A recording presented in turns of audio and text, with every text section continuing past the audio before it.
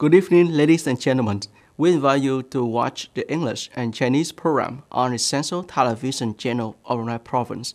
Right after the official welcoming ceremony at the Presidential Palace on March 28th, President Lung Kung held talks with President of Federative Republic of Brazil, Luiz Inácio Lula da Silva.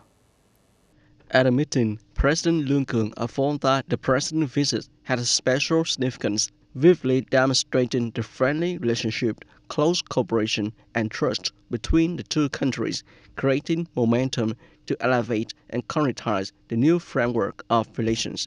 President Lung Kung and President Lula da Silva informed each other about the economic and social development situation of each country. The two leaders also reviewed and evaluated the bilateral relationship in the past time and discussed strategic directions and measures to further deepen and enhance the effectiveness of Vietnam-Brazil strategic partnership. On March 28th, at the Brunei Radio and Television Station, the Brunei Provincial Post Committee held a ceremony to celebrate the 90th anniversary of the Vietnam Militia and Self-Defense Force Traditional Day.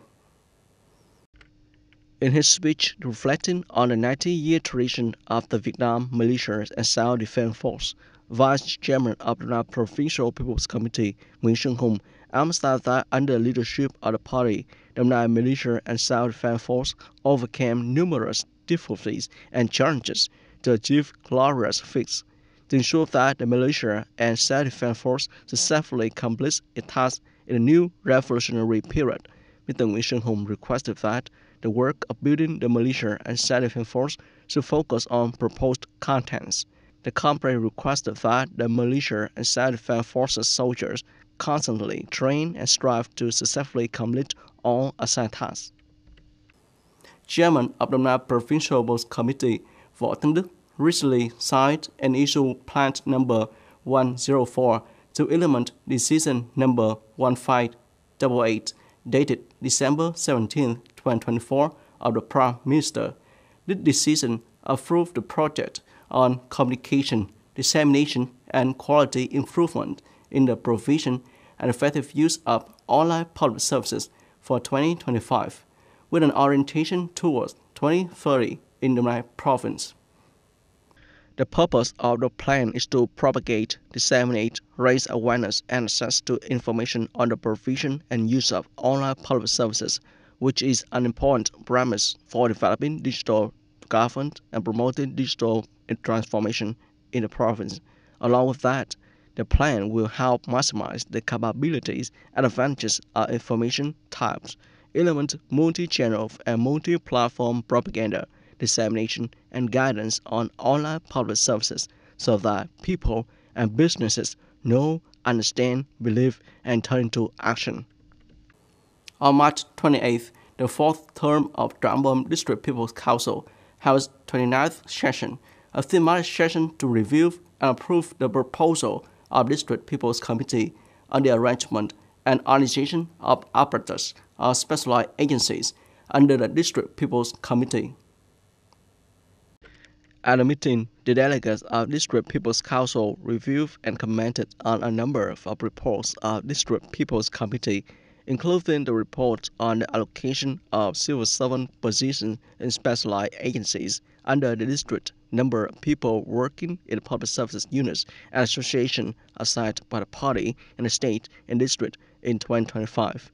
At the meeting, delegates promoted their sense of responsibility, contributed quality opinions, and proposed solutions to effectively implement the contents of the meeting, and voted to pass 7 resolutions of the 29th meeting.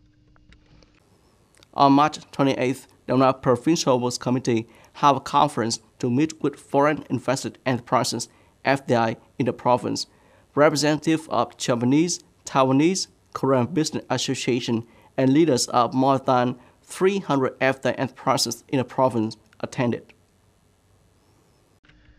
At a conference, representatives of FDI enterprises said that they have highly appreciated the investment environment in Brunei. Mr. Chitomu Nara said, Brunei is a province with a very good investment environment. I believe that many FI enterprises will continue to invest in the Đồng Nai province. Mr. Peter Wu said, currently some Taiwanese enterprises want to expand their investment in Đồng Nai, but are facing difficulties due to changes in environmental regulations. Hopefully, the government and provincial authorities will resolve these issues. Ms. Sari Arai said, we will continue to expand our investment and hope that the province will create favorable conditions to connect with other enterprises so that enterprises can develop together and contribute to the development of Đồng Nai. Deputy Secretary of Provincial Party Committee, Chairman of Provincial Board Committee Võ Tấn Đức, thanks the opinions and requested that the leaders of departments, sectors, and localities fully acknowledge and promptly and satisfactorily resolve the issues of enterprises. The provincial chairman affirmed that FDI enterprises are in important part making great contribution to the economic development of the Đồng Nai province. Comrade Võ Tấn Đức said, we are committed to continuing to promote administrative procedure reform, further improving the quality of human resources, infrastructure, and creating a favorable investment environment for enterprises. In recent times, children across the country in general, and Đồng Nai children in particular, have enthusiastically pursued academic excellence and self-discipline in line with President Hồ Chí Minh 5 teachings.